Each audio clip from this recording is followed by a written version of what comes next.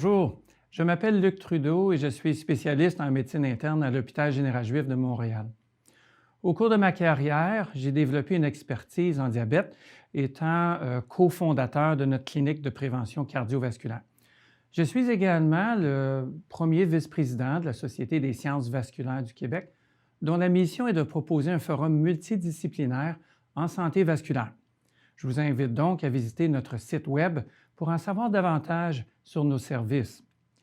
C'est d'ailleurs dans le cadre de mon implication à la SSVQ que j'ai été mandaté pour présider un comité d'experts afin de développer un outil de protection cardiovasculaire, diabète type 2, afin d'offrir une meilleure protection cardiovasculaire à un patient souffrant de diabète type 2 et à haut risque d'un événement cardiovasculaire.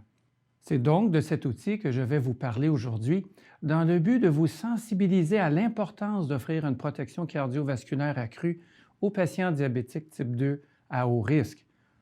En toute transparence, sachez que cet outil a été développé grâce à une subvention sans restriction offerte par la compagnie Boehringer Ingelheim. C'est un outil bilingue qui se veut pratico-pratique et facilement utilisable par les professionnels de la santé, autant les spécialistes que les cardiologues et aussi les omnipraticiens. À la demande de la SSVQ, j'ai donc piloté ce dossier, mais l'outil que nous vous proposons repose sur un consensus développé en collaboration avec un comité d'experts. Les noms des membres de ce comité apparaissent à l'écran. Au moment du diagnostic du diabète type 2, près d'un patient sur quatre fait déjà partie de la clientèle des cardiologues car ils ont déjà eu un événement coronarien. 40 à 60 des patients diabétiques mourront d'une maladie cardiaque. Les patients ayant une maladie cardiovasculaire et un diabète type 2 ont une espérance réduite de 11 ans. Alors, rentrons dans le vif du sujet et voyons comment fonctionne l'algorithme et les avantages de s'y référer. C'est d'abord et avant tout une app que vous pouvez télécharger à partir de vos cellulaires Apple ou Android et à partir de vos tablettes. Cependant, cet outil est également supporté par le site Web de la SSVQ par le biais d'une section qui lui est dédiée. Le microsite est bilingue et vous retrouverez la version Web cette fois de l'app. Sur le site Web, l'outil est accompagné d'un PDF présentant des études de cas dont nous parlerons très bientôt. Vous trouverez également la liste des références à partir desquelles les experts se sont basés pour présenter leurs recommandations. Enfin, ce PDF est personnalisé en fonction de la province où se situe votre pratique et présente ainsi des informations de remboursement selon votre choix.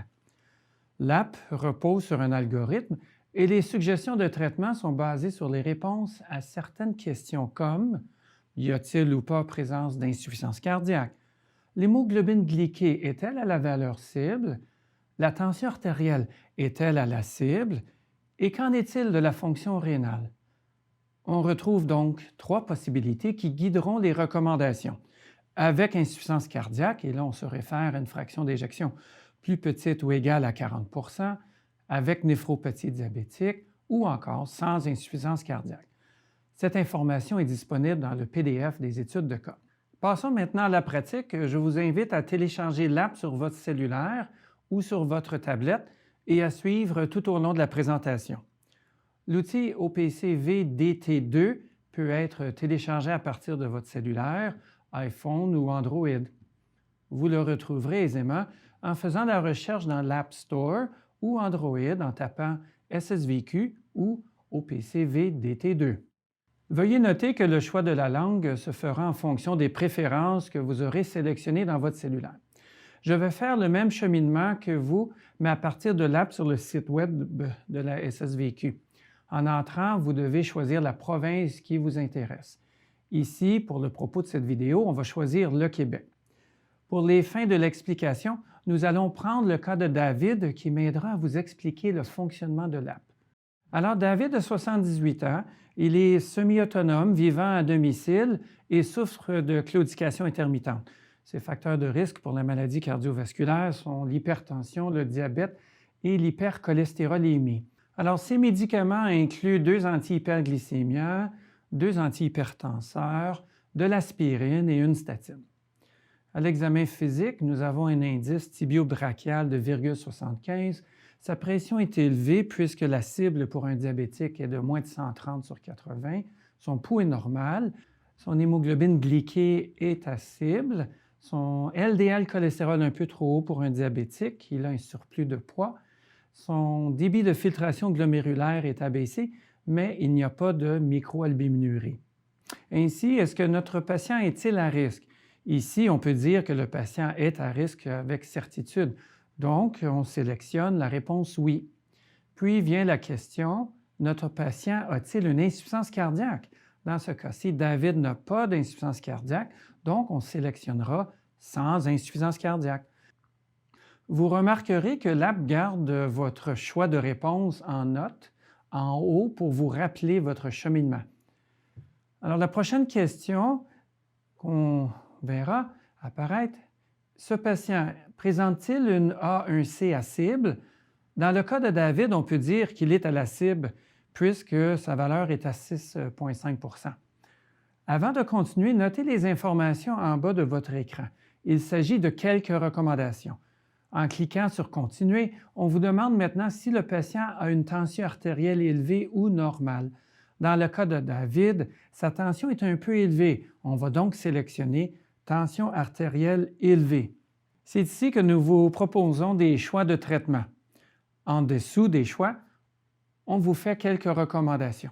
Si on choisit l'empagliflozine, on retrouvera toutes les informations concernant cette molécule, comme les codes pour le remboursement par la RAMQ, la posologie, les effets secondaires, les facteurs de risque, des informations en fonction de l'insuline, des indications par rapport à la néphropathie diabétique, un rappel des lignes directrices de Diabète Canada et finalement, la monographie de la molécule.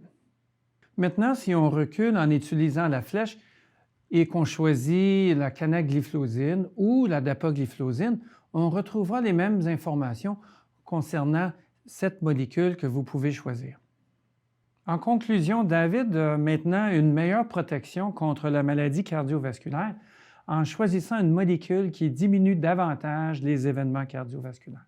L'outil nous a appris, dans ce cas précis, il est préférable de changer de traitement pour mieux protéger notre patient contre les événements cardiovasculaires. Prenons maintenant un autre cas, celui de Nicole.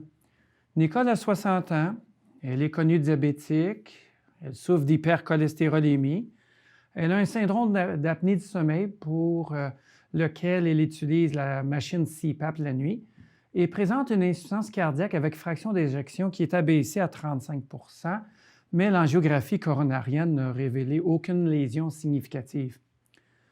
Elle prend 3 médicaments anti-hyperglycémia, une statine et un antihypertenseur.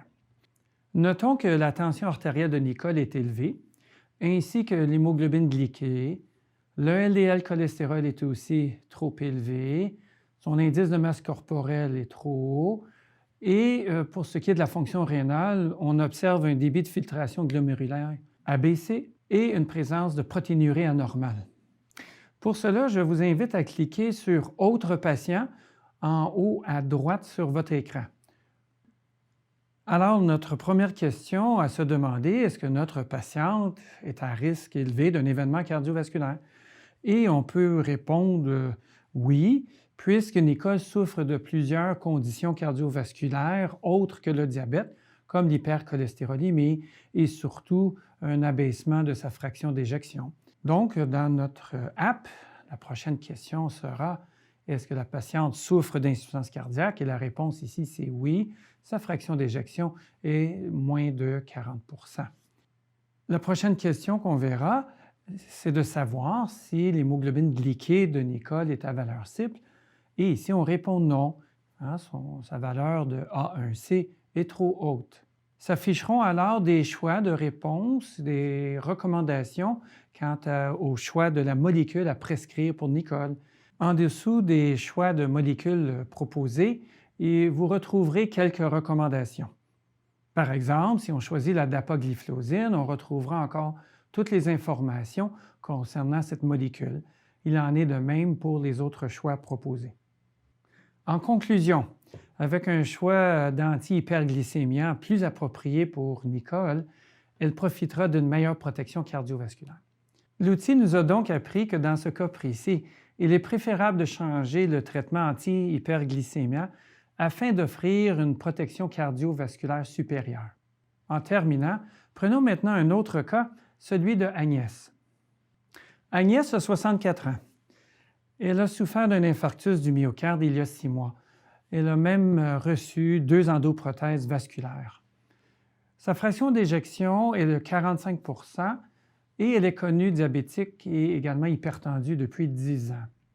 En termes de médication, elle prend 3 antihyperglycémias, une statine, 2 antihypertenseurs avec protection cardiovasculaire, de l'aspirine et un autre antiplaquettaire qui est du ticagrelor. À l'examen physique, sa pression est de 136/82, c'est un peu élevé pour une cible de 130/80 qui est la cible pour les diabétiques. Son hémoglobine glyquée est clairement bien contrôlée, son LDL cholestérol est bon, son indice de masse corporelle montre un surplus de poids, mais pas d'obésité. Son débit de filtration glomérulaire est normal, mais malheureusement, son ratio albumine sur créatinine urinaire est élevé. Pour cela, je vous invite à cliquer sur un autre patient en haut à droite de votre écran. On commence toujours en se posant les questions suivantes. Tout d'abord, la question de base, notre patient est-il à risque d'un événement cardiovasculaire?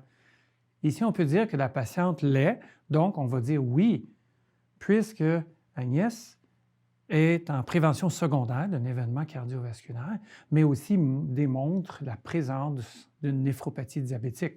Sur ce point, on cliquera donc le choix « Avec néphropathie diabétique ». Et dans ce cas précis, 2 molécules sont suggérées, la canagliflozine et la dapagliflozine, qui sont appropriées pour quelqu'un comme Agnès qui a une néphropathie diabétique. En conclusion, Agnès a maintenant, grâce à une de ces 2 molécules, une protection rénale supplémentaire, mais aussi une protection cardiovasculaire qui est augmentée. C'était 3 cas pour vous montrer comment cet outil pourrait vous aider. J'espère que cet outil vous sera utile dans votre pratique clinique. Quant à nous, à la SSVQ, le comité d'experts se réunit chaque année pour s'assurer de garder cet outil à jour en fonction des études cliniques qui sont présentées et des nouveautés qui en découlent. Je vous remercie de votre attention.